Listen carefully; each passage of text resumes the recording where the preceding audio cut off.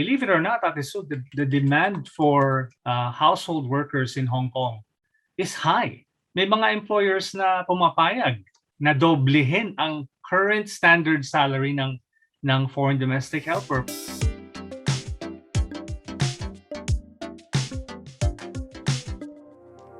Mataas pa rin ang bilang ng mga COVID cases sa Pilipinas. Kumusta naman ang ibang mga bansa, lalo pa kung saan nakatakdang magtungo doon upang magtrabaho ang ating mga OFW? Dalawin natin sumandali ang bansang Hong Kong. Nagbabalik ang ating public service partner mula po sa Kabayan Radio Hong Kong AM 864, DJ Stanley Yumang. DJ Stan, welcome back! Ate Sue, kumusta kayo dyan? We miss you. And we hope na you and your family, everyone is doing okay during this time. Yes, salamat naman. We miss you too. Miss na namin kayo dyan sa Hong Kong. Hindi pa rin tayo makabiyahe. Alam ko kayo, hindi rin nakakabalik ng Pilipinas. Kumusta ang Hong Kong ngayon?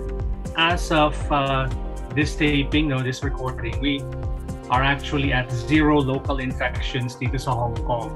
Ang aming vaccination rate is not where it should be. Push pa rin ng push talaga ang Hong Kong government because as of earlier, the last I think 2 days, we are at 60%. Not where we want to be kasi naunahan na kami ng Singapore, but ang ano kasi namin, ang elderly dito sa Hong Kong is still pinakamababa pa rin sa mga vaccinated dito sa Hong Kong. Inallow na rin yung mga students ages 12 and up para ma-vaccinate dito sa Hong Kong.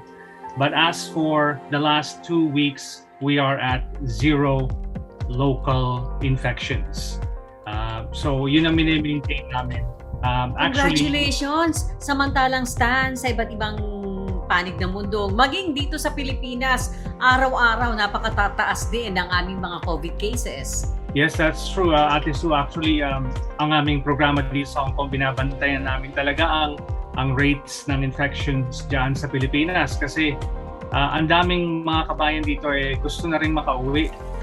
Pero ang hirap kasi makauwi kung yung quarantine measures or restrictions dito sa Hong Kong. Ang sabi nga nila, ang Hong Kong restrictions, border controls, the strictest in the world. Kasi para makapasok dito, lahat ng mga bansa may designation, either low, medium, or high risk.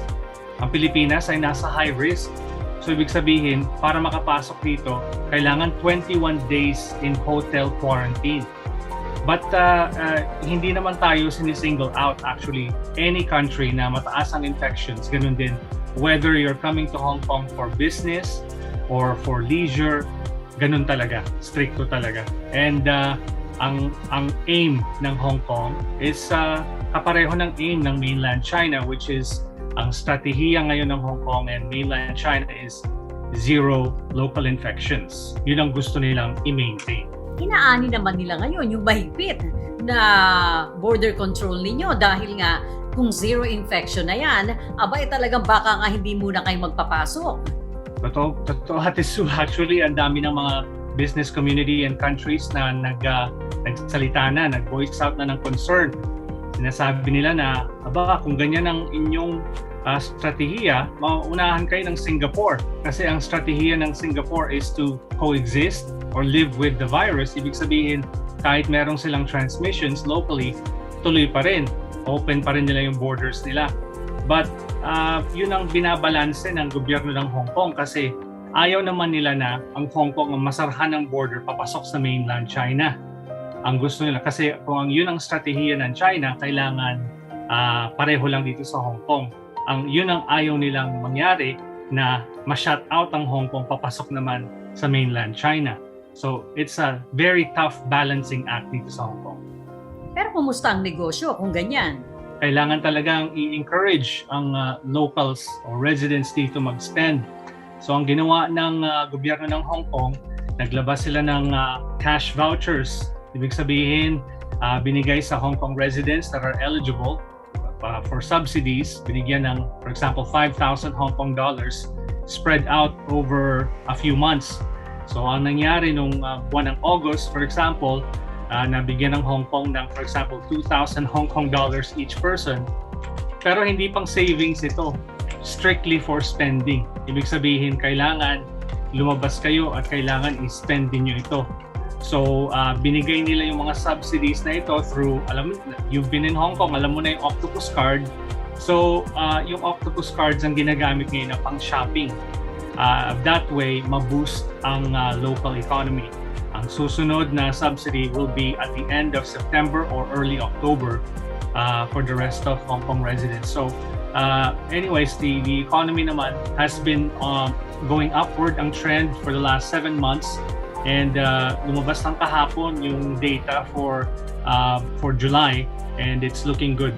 7 months in a row ang increase ng economy ng Hong Kong. Kung zero infection na dyan sa Hong Kong, DJ Stan, di wala nang takot lumabas ang mga residente ng Hong Kong, maging yung mga foreign residents dyan. Yes, that is true. I think, which is good for mental health. I think dahil sa ilang buwan na ang mga tao ay nasa bahay lang, stricto dito ang no persons gathering. Ibig sabihin, bawal magtiko-tiko, 3-4 na tao. At least kahit paano during this last few weeks with zero local infections, nakakalabas kami, nakakapag-beach kami. Siyempre may social distancing pa rin.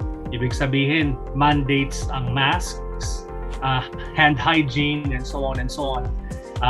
And here in Hong Kong, pinag-iisipan pa rin ng gobyerno kung yun nga, for example, kung just in case pinaghahandaan nila na magkaroon na naman ng bagong wave ng infections, pinaghahandaan nila ang posibilidad na ang makakapunta lang sa mag-shopping or magpunta sa restaurants para kumain yung fully vaccinated na.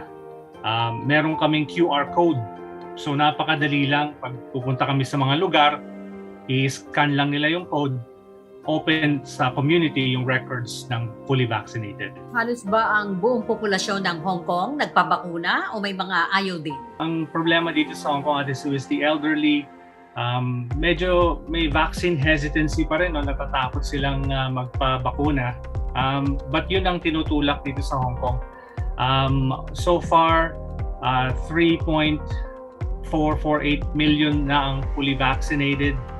7.5 million doses na ang na-administer ng gobyerno dito sa Hong Kong. Safe to say na naabot na ninyo yung 70% at least na herd immunity? Hopefully by September, makukuha na yung 70%. But stricto talaga yung dito. Stricto ang even the experts dito sa Hong Kong. Sinasabi nila na huwag tayong mag-aim ng 70 or 80%. Dapat dahil 7.5 million lang ang tao dito sa Hong Kong, we should aim for 90% or 100%. Whether or not posible yan, hindi ko masasabi, but so far, again, to be precise, 61.5% na ang bakunahan dito sa Hong Kong. Wow, napakarami na. Yan ba ang reason kung bakit ngayon ay nasasabi nyo ng zero infection na kayo, and to think na dumating kayo dun sa 5th wave ba? Tama ba ako? 5th wave ba yung huling deklarasyon ng Hong Kong? Yes, Ate Sue. I think it was 4th or 5th wave. Nagsimula yun sa isang fitness gym. Mga grupo na nag-workout na walang face masks, walang social distancing, and nangyari na isa sa kanila carrier ng COVID, ng coronavirus. And so doon nagsimula. Expat community yun. Ibig sabihin, iba sa kanila galing sa Australia, iba sa kanila galing sa Britain. Doon nagsimula yung last wave ng Hong Kong. Medyo natagalan din, 2-3 months bago ma-control yung outbreak na yun. The last big issue actually dito sa Hong Kong was a Filipina nurse. Hindi ko alam kung nabalitaan niyo yun.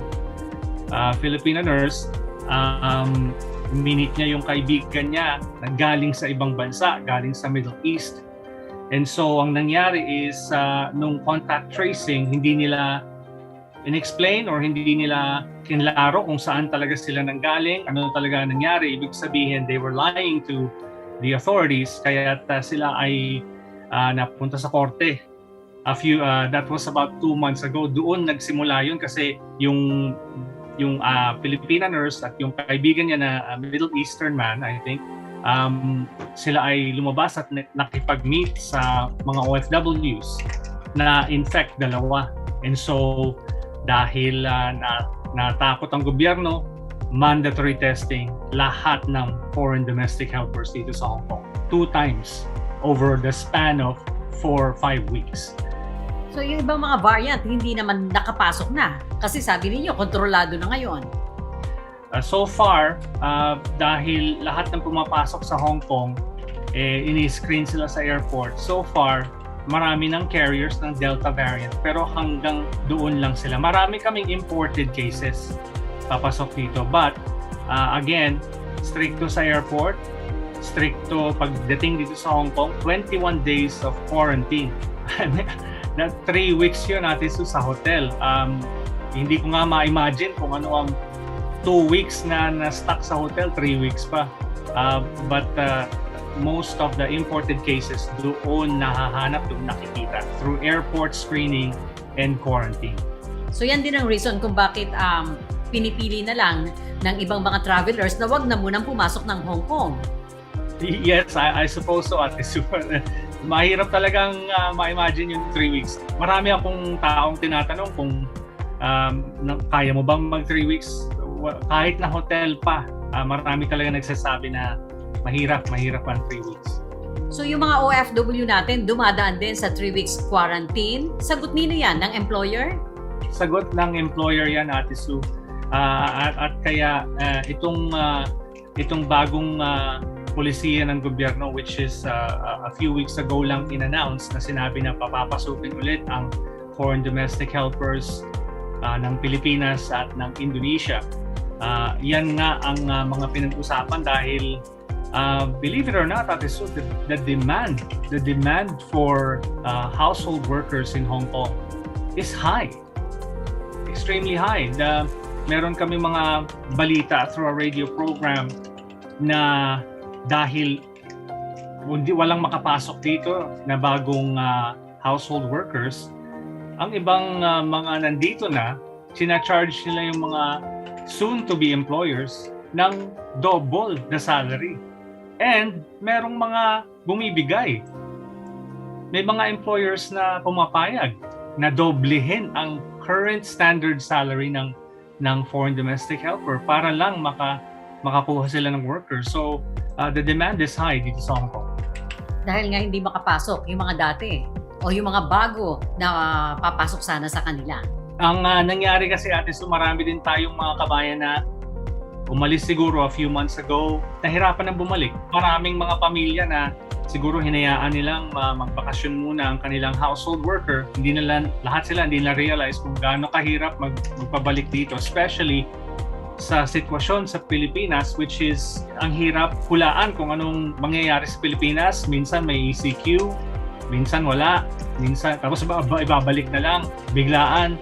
So mahirap i-expect kung anong mangyayari. So yun ang ina-advise namin sa mga listeners natin sa radyo at sa ating Facebook page. Ang dami kasing itatanong kung pwede na silang bumalik, bumiyahe, umuwi sa kanilang pamilya. Sabi nga namin sa kanila, hindi po namin kayo masasagot dahil you'll never know. Hindi natin alam kung anong mangyayari.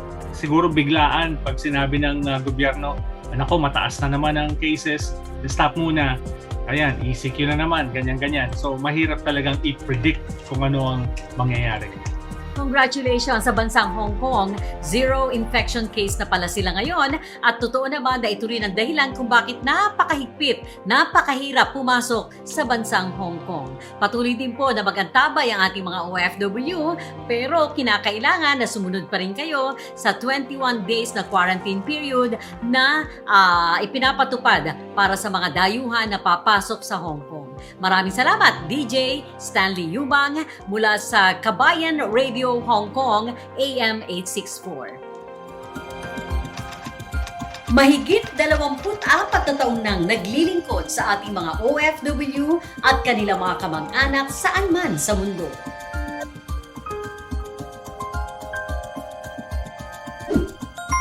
Maraming salamat po sa inyong patuloy na pagtitiwala at suporta sa Bantay OCW Foundation.